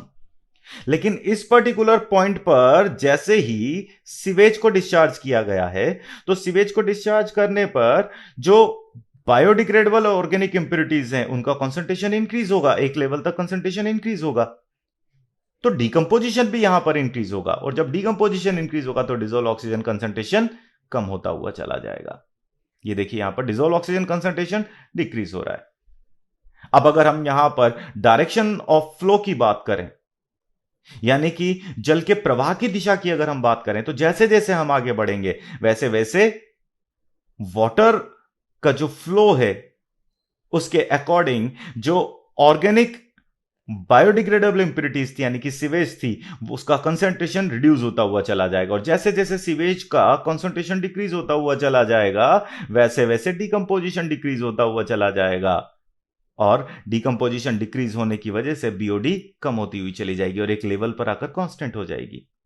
जैसे जैसे यहां पर बीओडी डिक्रीज होती हुई चली जाएगी डिसॉल्व ऑक्सीजन कंसंट्रेशन इंक्रीज होता हुआ चला जाएगा और एक लेवल पर फिर से आकर कांस्टेंट हो जाएगा। तो इस तरीके से यहां पर इस ग्राफ को हमें स्टडी करना है। NCERT page number 277, natural ageing of lake में स्पान थाउजेंड्स ऑफ ईयर, यानी कि लेक में अगर नेचुरल एजिंग हो रही है तो उसमें थाउजेंड्स ऑफ ईयर जो है वो लग सकते हैं। अगर हम नेचुरल एजिंग ऑफ लेक की बात करें तो हम नेचुरल एजिंग ऑफ लेक जो है उसको हाइड्रो सिरे से कंपेयर कर सकते हैं। हम ये कह सकते हैं कि natural eutrophication is also known as hydrosere. जो नेचुरल यूट्रोफिकेशन है उसको हाइड्रोसेरे कहा जा सकता है क्योंकि आप देखिए कि नेचुरली जब थाउजेंड्स ऑफ ईयर में यूट्रोफिकेशन होता है तो वाटर बॉडी डिस्ट्रॉय हो जाती है और वहां पर मीजोफिटिक कम्युनिटी का डेवलपमेंट होता है और ऐसा ही हमें हाइड्रोसेरे में भी देखने को मिलता है। नेक्स्ट यहां पर यह कहा जा रहा है however pollutants from man's activities like effluents from the industries and homes can radically accelerate the aging process. This phenomenon has been called cultural और एसिलेटेड यूट्रोफिकेशन। अब ये कल्चरल और एसिलेटेड यूट्रोफिकेशन जो है ये क्या होता है, जैसे सपोज करिए कि यहां पर ये कोई वाटर बॉडी है और ये जो वाटर बॉडी है इसमें नेचुरली यूट्रोफिकेशन चल रहा है। तो नेचुरल यूट्रोफिकेशन अगर चलेगा तो यहां पर फाइटोप्लैंक्टन्स की बात की जाए यानी कि एल्गी की बात की जाए तो उसका अमाउंट अभी कम है, एल्गी का अमाउंट यहां पर कम है तो डेड ऑर्गेनिक मैटर डिपोजिशन जो है वो यहां पर स्लो रहेगा, यानी कि वाकई में यहां पर यूट्रोफिकेशन जो है उसमें काफी टाइम लगेगा। बट सपोज करिए कि यहां पर कॉलोनाइजेशन हो जाता है, ठीक है, नियरेस्ट टू वाटर बॉडी जो है वो कॉलोनाइजेशन हो गया है और यहां पर ह्यूमन एक्टिविटीज बढ़ गई है, इंक्रीज हो गई है। तो ड्यू टू ह्यूमन एक्टिविटीज जो हाउस होल्ड डिटर्जेंट्स हैं वो डायरेक्ट कहां पर आकर डिस्चार्ज होंगे, वाटर बॉडीज में। और ये जो यहां पर हाउस होल्ड डिटर्जेंट्स हैं ये phosphate, sulphate and nitrate rich है। जो phosphate, sulphate, nitrate rich house hold detergent water body में ऐड होंगे तो ये एल्गल ब्लूम को इंड्यूस करेंगे, यानी कि एल्गल ग्रोथ को इंड्यूस करेंगे। और जब एल्गल ग्रोथ यहां पर इंड्यूस हो जाएगी तो dead organic matter deposition fast हो जाएगा, यानी कि जो वाटर बॉडी है ये काफी तेजी से डिस्ट्रॉय होने लगेगी और इसी को ही कहा जाता है कल्चरल यूट्रोफिकेशन यानी कि एसिलेटेड यूट्रोफिकेशन। आपको यहां पर यह भी ध्यान रखना है कि अगर सीवेज को ऐड करने से भी स्पीड ऑफ यूट्रोफिकेशन इंक्रीज होता है तो यह भी यहां पर एसिलेटेड यूट्रोफिकेशन कहलाएगा। Page number to 77 heated thermal wastewaters flowing out of electricity generating units, example thermal power plants, constitute another important category of pollutants. Thermal wastewater eliminates or reduce the number of organisms sensitive to high temperature and may enhance the growth of plants and fish in extremely cold areas, but only after causing damage to the indigenous flora and fauna. अब ये line यहां पर क्या कहना चाह रही है, जो पैराग्राफ यहां पर है ये क्या कहना चाह रहा है, इसको ध्यान से समझिए। हम यहां पर 2 वाटर बॉडीज के बारे में बात करते हैं, ठीक है। हम यहां पर 2 वाटर बॉडीज जो है इसको कंसीडर करते हैं।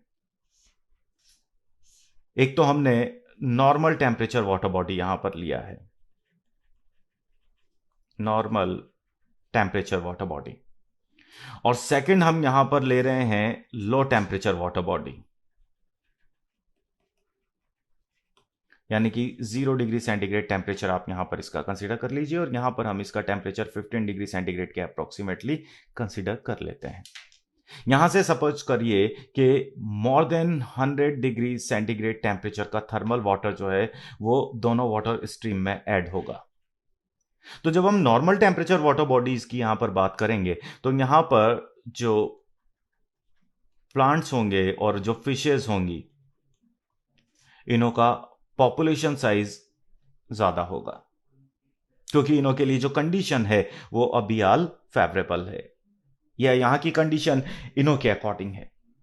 अगर हम लो टेम्परेचर की बात करें तो स्ट्रेसफुल कंडीशन है, वो स्ट्रेसफुल कंडीशन में अगर हम यहां पर प्लांट्स एंड फिशेस की बात करेंगे तो इनों का जो पॉपुलेशन डेंसिटी होगा या पॉपुलेशन साइज होगा वो कम होगा, ठीक है। जब नॉर्मल टेम्परेचर वाटर बॉडी में थर्मल वाटर ऐड होगा तो थर्मल वाटर ऐड होने से जो वाटर बॉडी है उसका टेम्परेचर डायरेक्ट इंक्रीज हो जाएगा, वाटर बॉडी का टेम्परेचर इंक्रीज होगा, और जब वाटर बॉडी का टेम्परेचर इंक्रीज होगा तो नॉर्मल टेम्परेचर पर सरवाइव करने वाली स्पीशीज इस टेम्परेचर में आने वाले वेरिएशन को टॉलरेट नहीं कर पाएंगी, वो हाई टेम्परेचर में सरवाइव नहीं कर पाएंगी और वो यहां पर डेड होने लगेगी, यानी कि जो प्लांट्स हैं और जो फिशेस हैं उनकी पॉपुलेशन डिक्रीज होने लगेगी। यानी नॉर्मल टेम्परेचर वाटर बॉडी में जब हम थर्मल वाटर को ऐड करते हैं तो यहां पर प्लांट्स एंड एनिमल्स की जो ग्रोथ है वो रिड्यूस हो जाती है, उनकी अवेलेबिलिटी डिक्रीज हो जाती है। बट अगर हम यहां पर लो टेम्परेचर वाटर बॉडी की बात करें तो इसमें जब हम यहां पर हाई टेम्परेचर वाटर ऐड करेंगे, यानी कि more than 100 degree centigrade temperature का थर्मल वाटर ऐड करेंगे, तो इनिशियल स्टेज में लो टेम्परेचर से टेम्परेचर पहले नॉर्मल होगा। अभी इनों के लिए लो टेम्परेचर जो है वो स्ट्रेसफुल था, लेकिन धीरे धीरे जब टेम्परेचर यहां पर इंक्रीज होगा तो टेम्परेचर इंक्रीज होने की वजह से पहले टेम्परेचर नॉर्मल पर आएगा, और नॉर्मल कंडीशन प्लांट्स के लिए और फिशेस के लिए फेवरेबल हो जाएगी, तो प्लांट और फिशेस जो हैं उनों की पॉपुलेशन यहां पर इंक्रीज होगी।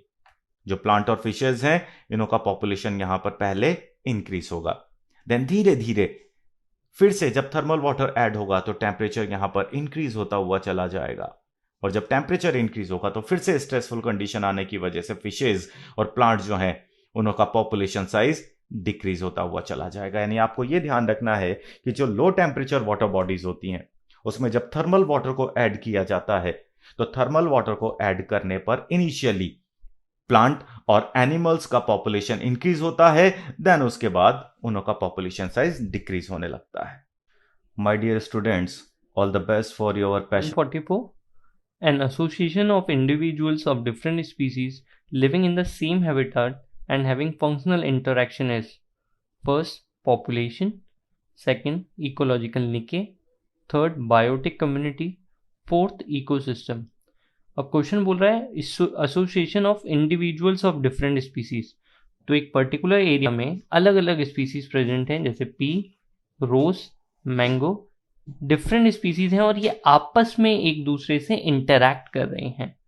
तो group of different species living in a particular area forms biotic community, so our answer goes biotic community. Question number 158, NET 2016. A system of rotating crops with legumes or grass pasture to improve soil structure and fertility is called? First, lay farming. Second, contour farming. Third, strip farming. Fourth, shifting agriculture. Now, lay farming. Lay farming, a system of rotating crops with legumes to improve soil structure and fertility is lay farming, while contour farming is practicing on hills in contour lines to preserve water. मतलब hills पे contour lines में agriculture करना जिससे rain water को आप preserve कर सकें, वो contour फार्मिंग है. स्ट्रिप फार्मिंग, लंबी नैरो लाइंस में स्ट्रिप्स में फार्मिंग करना, स्ट्रिप फार्मिंग. जबकि shifting agriculture slash and burn agriculture is called as shifting agriculture. So यहाँ पे रोटेटिंग लेग्यूम्स को बोला गया है जिससे सॉइल फर्टिलिटी इंप्रूव हो सके. तो are answer goes ley farming. Question number 161 NET 2016. Which of the following is a characteristic feature of cropland ecosystem? First, absence of soil organelle. Second, least genetic diversity. Third, absence of weeds. Fourth, ecological succession. अब question में बोला गया है cropland ecosystem. Cropland ecosystem is an artificial ecosystem या man made ecosystem. ठीक है, तो हम यहाँ पे मैन मेड इकोसिस्टम की बात कर रहे हैं. अब क्वेश्चन में फर्स्ट ऑप्शन है एब्सेंस ऑफ सॉइल ऑर्गेनिल. तो क्रॉपलैंड है तो सॉइल माइक्रोब्स या soil organelle will be present. तो हमारा फर्स्ट ऑप्शन गलत हो गया. Least genetic diversity, man made ecosystem है तो इनकम्प्लीट है. इनकम्प्लीट है तो डाइवर्सिटी कम होगी, तो जेनेटिक डाइवर्सिटी कम होगी. Third, absence of weeds. सब क्रॉपलैंड है तो वीड्स तो प्रेजेंट होंगे, तो weeds will be present. Ecological succession naturally process है, नॉर्मल नेचुरल प्रोसेस होता है, तो क्रॉपलैंड इकोसिस्टम में इकोलॉजिकल सक्सेशन हमें नहीं देखने को मिलेगा. So our answer goes least genetic diversity. Question number 165 NET 2016. A river with an inflow of domestic sewage rich in organic waste may result in: first, drying of the river very soon due to algal bloom. Second, increased population of aquatic food web organelle. Third, an increased production of fish due to biodegradable nutrients. Fourth, death of fish due to lack of oxygen. अब question में दिया गया है कि river के अंदर domestic Suez आ रहा है. अब domestic sewage is rich in biodegradable waste. Domestic sewage के अंदर बायोडिग्रेडेबल वेस्ट होता है. अब अगर बायोडिग्रेडेबल वेस्ट प्रेजेंट होगा तो उसकी वजह से यहाँ पे बीओडी ज्यादा होगी. मतलब जितना ज्यादा सीवेज होगा उतना ही ज्यादा बीओडी होगी. मतलब हम बोल सकते हैं डायरेक्टली प्रोपोर्शनल.